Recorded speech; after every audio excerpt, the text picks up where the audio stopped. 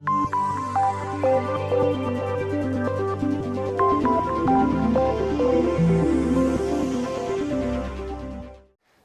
STEM involves science, technology, engineering, and mathematics. It's a set of really very important areas that come together and really drive the economy and discovery and innovation in society right now. Within STEM, there's many different professions that somebody can take that can really have a big impact on human lives. When you're 17 years old, there are a couple of things that are really important for you. One is, I think almost everyone when they're 17 years old wants to change the world, wants to make the world a better place. But the other thing is, when you're 17 years old, you'd like to have a career where you'll be able to be satisfied doing exciting things for a long time to come, and you'll be able to earn a good enough living that you'll be able to be comfortable. And STEM professions provide all of those things.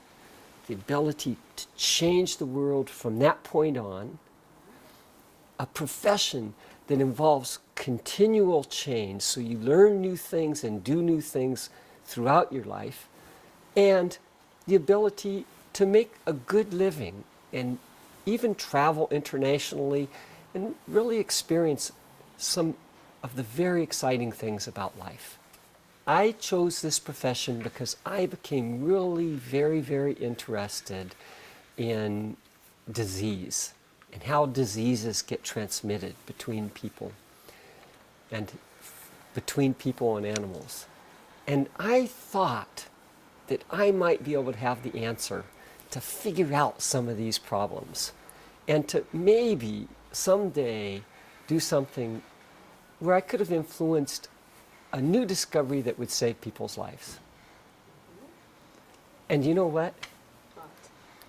In my career, it took me a long time to get there, but a lot of the things I've done as a professor at a university later led to discoveries in industry where people have developed new antibiotics, new approaches for cancer, and other new types of therapeutics that really do improve people's health.